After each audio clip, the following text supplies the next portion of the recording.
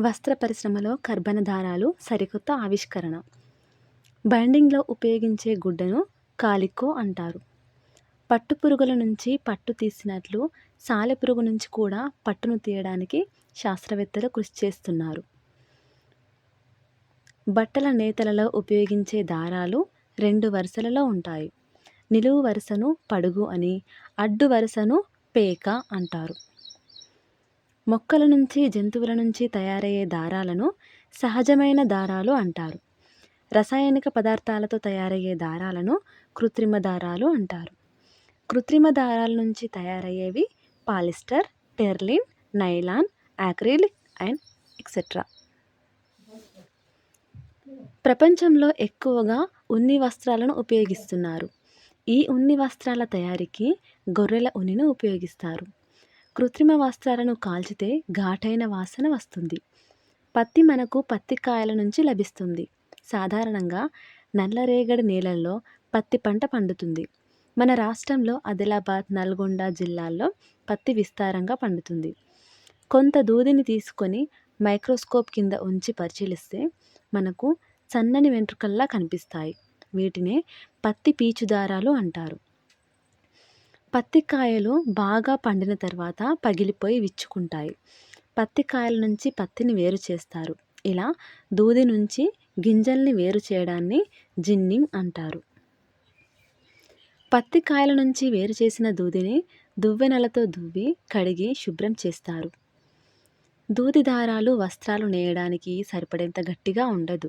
కావున రసాయనాలు పూయడం ద్వారా, బాగా పురిపెట్టడం ద్వారా గట్టిగా తయారు చేసి వస్త్రాలు నేస్తారు. చేతితో వడికిన దారం గట్టిగా ఉండదు కాబట్టి తకిలీ వంటి పరికరాలను ఉపయోగిస్తారు. తకిలీ లాగే చెరక లేదా రాట్నం ఉపయోగించి దారాన్ని వడుకుతారు.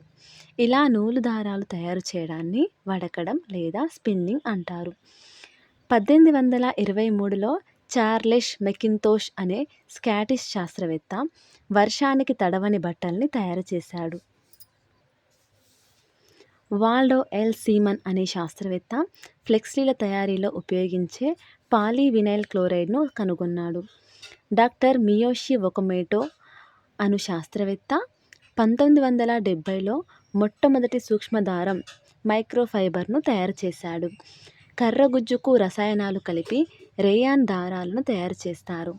వస్త్ర పరిశ్రమలో ఎక్కువగా ఉపయోగించే పాలిస్టర్ దారాలను పెట్రోలియం నుంచి తయారు చేస్తారు. జనపనారను బంగారు దారం అని అంటారు. జనుము మొక్కలు పూతకు రాగానే వాటిని కోసి కొన్ని రోజుల పాటు నీటిలో నానబెడతారు. నానడం వల్ల కాండం మీద ఉండే బెరడు చీకిపోతుంది. దీన్ని వేరు చేస్తారు. దీన్నే జనపనార అంటారు. దీన్ని యంత్రాలతో దువ్వి కడిగి శుభ్రం చేస్తారు. ఇలా తయారైన జనపనారతో గోనె సంచులు తయారు చేస్తారు. విద్యుత్ సహాయంతో నడిచే నేత యంత్రాలను మరమగ్గాలు అంటారు. చేతి సహాయంతో నడిచే నేత మగ్గాలను చేనేత మగ్గాలు అంటారు. మన రాష్ట్రంలో చేనేత పరిశ్రమ బాగా అభివృద్ధి చెందింది. గద్వాల్, సిరిసిల్ల, నారాయణపేట, వెంకటగిరి, ధర్మవరం, పోచంపల్లి, మంగళగిరి, కొత్తకోటలలో చేనేత పరిశ్రమలు ఉన్నాయి. విశాఖపట్నం, శ్రీకాకుళం జిల్లాల్లో జనపనార పరిశ్రమలున్నాయి. వరంగల్ తివాచీలు నాణ్యతకు, మన్నికకు ప్రఖ్యాతిగాంచినవి. ఒక పత్తికాయ నుంచి 500 మీటర్ల పొడవైన దారాన్ని తీయవచ్చు. కొన్ని మొక్కలలో భూమి ఉపరితలంపైకి ఎంత ఎత్తుగా ఉంటుందో అంత లోపలికి వేళ్ళు విస్తరిస్తాయి. బనానా ఆయిల్ను పెట్రోలియం నుంచి తయారు చేస్తారు. కొన్ని మొక్కల వేర్లలో ప్రధానమైన వేరు లావుగా, మందంగా మారి సన్నని వేర్లు కలిగి ఉంటుంది. ప్రధాన వేరును తల్లివేరు అని, సన్నని వేర్లను పార్శ్వవేర్లు అంటారు. కొన్ని మొక్కల్లో ప్రధాన వేరు ఉండదు. ఆ మొక్కల వేర్లు సన్నగా, కేశాల మాదిరిగా ఉంటాయి. ఇటువంటి వేర్లను పీచువేర్లు అంటారు. యాపిల్ బరువులో 84% నీరు ఉంటుంది. దోస బరువులో 96% నీరు ఉంటుంది. వేర్లు మట్టి నుండి నీటిని పీలుస్తాయి. నీటితో పాటు నేలలో ఉన్న ఖనిజ లవణాలను కూడా శోషిస్తాయి. కొన్ని మొక్కలు ఆహారాన్ని దాచిపెట్టుకుంటాయి. కొన్ని మొక్కలు వేర్లలో, కొన్ని మొక్కలు కాండంలో దాచుకుంటాయి. ముల్లంగి, క్యారెట్, బీట్రూట్ వంటి మొక్కలు వేర్లలో నిల్వ చేసుకుంటాయి.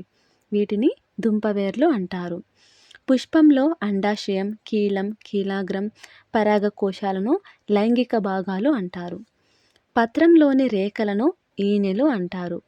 పత్రదళంలో మధ్యలో ఉండే పొడవైన ఈనెను నడిమి ఈనె అంటారు. దీని నుండి ఏర్పడే శాఖలను పక్క ఈనెలు అంటారు. పత్రదళంలోని ఈనెల అమరికను ఈనెల వ్యాపనం అంటారు. పుష్పాలు అందంగా, ఆకర్షణీయంగా రంగులు కలిగి ఉండి పరాగ సంపర్కం కోసం కీటకాలను ఆకర్షిస్తాయి.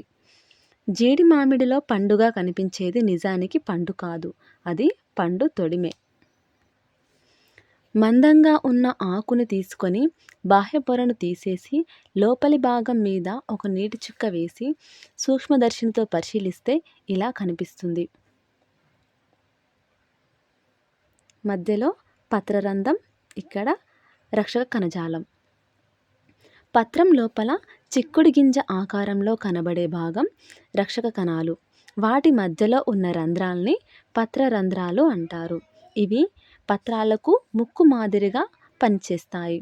మొక్కకు వాతావరణానికి మధ్య వాయు వినిమయానికి పత్రరంధ్రాలు తోడ్పడతాయి.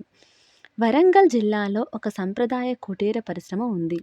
ఎండిన ఆకులపైన వివిధ రకాల సంప్రదాయక, పౌరాణిక చిత్రాలను అందమైన రంగులతో గీస్తారు. ఇది ప్రపంచ ప్రఖ్యాతి చెందిన కళా నైపుణ్యం. మొక్కలు పత్రరంధ్రాలతో పాటు ఇతర భాగాల ద్వారా కూడా అధికమైన నీటిని విడుదల చేస్తాయి. నీటి ఆవిరి రూపంలో విడుదల కావడాన్ని బాష్పోత్సేకం అంటారు. మొక్కల కాండం మీద ఉండే చిన్న ఉబ్బెత్తు భాగాల నుంచి కొమ్మలు, ఆకులు, పుష్పాలు అభివృద్ధి చెందుతాయి. ద్రాక్ష వంటి ఎగబాకే మొక్కలలో కాండం బలహీనంగా ఉంటుంది. మొక్క కింద పడిపోకుండా పాకడానికి వీలుగా తీగలు, కొక్కేలు ఏర్పడతాయి. బంగాళదుంప, పసుపు, వెల్లుల్లి, అల్లం, చెరుకు వంటి మొక్కలు ఆహార పదార్థాలను నిల్వ చేయడం వలన పరిమాణంలో ఉబ్బినట్లు కనబడతాయి. వీటిని మనం దుంపలు అంటాం. నిజానికి ఇవి మొక్కల కాండాలు. బంగాళదుంప భూమిలో పెరుగుతున్నప్పటికీ కాండభాగం అంటారు. మిరపకాయలో కారం కలిగించే పదార్థాన్ని క్యాప్సేషియం అంటారు. అల్లం వంటి మొక్కల్లో కాండం భూమిలో ఉంటే ఆకులు భూమిపైన ఉంటాయి.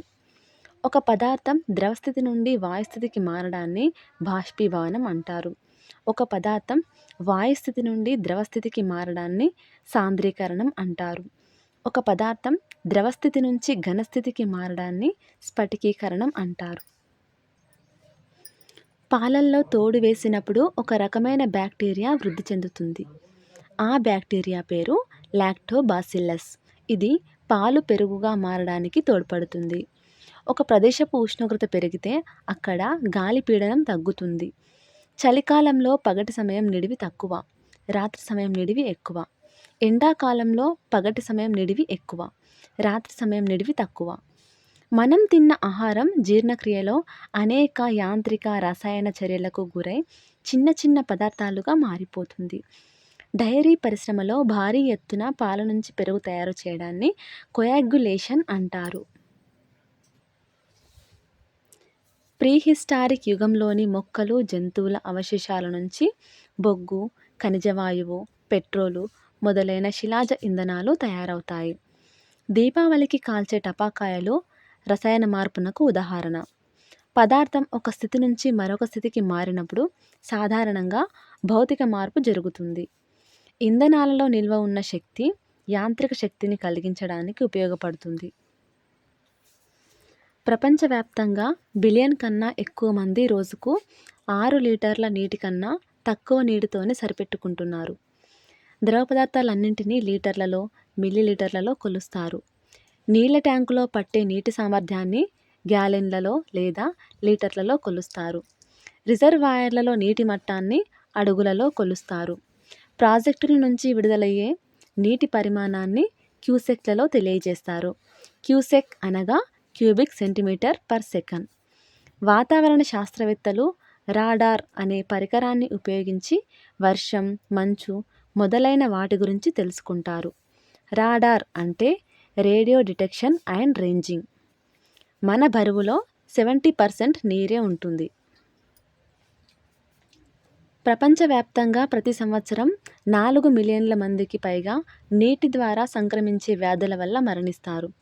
నీటి ద్వారా సంక్రమించే వ్యాధులలో 43% డయేరియా వ్యాధులే. అభివృద్ధి చెందుతున్న దేశాలలో సంభవించే మరణాలలో 98% కలుషిత నీటి వలనే జరుగుతున్నాయి. వర్షపు నీటిని నిల్వ చేసుకోలేకపోవడం కరువుకు ఒక కారణం. ప్రపంచ ఆరోగ్య సంస్థ నివేదిక ప్రకారం ప్రతి మనిషికి రోజుకు కనీస అవసరాల కోసం 50 లీటర్ల నీరు కావాలి. నల్గొండ జిల్లాలో కృష్ణానది ప్రవహిస్తున్నప్పటికీ తాగునీటి సమస్య అధికంగా ఉంటుంది. ప్రకాశం జిల్లాలో కూడా ప్రజలు తీవ్రమైన ఇబ్బందులు పడుతున్నారు. ఫ్లోరోసిస్ వ్యాధికి గురి అవుతున్నారు. దీనికి కారణం భూగర్భ జలాలు ఫ్లోరిన్తో కలుషితం కావడమే. థేల్స్ ఆఫ్ మిలిస్ అను గ్రీకు శాస్త్రవేత్త స్థిర విద్యుత్ను కనుగొన్నాడు. విలియం బర్డ్స్ అనే బ్రిటిష్ శాస్త్రవేత్త విద్యుత్ని కనుగొన్నాడు. ఇది కదిలే ప్రవాహం లాంటిదని దానికి హ్యూమర్ అని పేరు పెట్టాడు. బెంజమిన్ ఫ్రాంక్లిన్ అను అమెరికన్ శాస్త్రవేత్త విద్యుత్కు ధన రుణ ఆవేశాలున్నాయని కనుగొన్నాడు. లూయి గాల్వానీ అనే ఇటలీ శాస్త్రవేత్త చనిపోయిన కప్ప కాళ్లకు 2 లోహపు పలకలను తగిలించినప్పుడు అది ఎగిరిపడడంతో జంతువుల దేహంలో విద్యుత్ ఉంటుందని భావించాడు. హాన్స్ ఐర్స్టడ్ అను డేనిష్ శాస్త్రవేత్త విద్యుత్ అయస్కాంతంగా పనిచేస్తుందని కనుగొన్నాడు. మైకెల్ ఫారడే అను భౌతిక రసాయన శాస్త్రవేత్త మొట్టమొదటగా విద్యుత్ మోటార్ను కనుగొన్నాడు మరియు విద్యుత్ జనరేటర్ను కూడా కనుగొన్నాడు. ఇంగ్లాండ్లోని గోడల్మింగ్ అనే ప్రాంతంలో ప్రయోగాత్మకంగా మొట్టమొదటి విద్యుత్ పవర్ ప్లాంట్ను ఏర్పాటు చేశారు. థామస్ ఆల్వా ఎడిసన్ అమెరికాలో మొట్టమొదటి విద్యుత్ ఉత్పత్తి కేంద్రాన్ని స్థాపించాడు. మనం టార్చి లైట్లలో ఘటాన్ని ఉపయోగిస్తాము.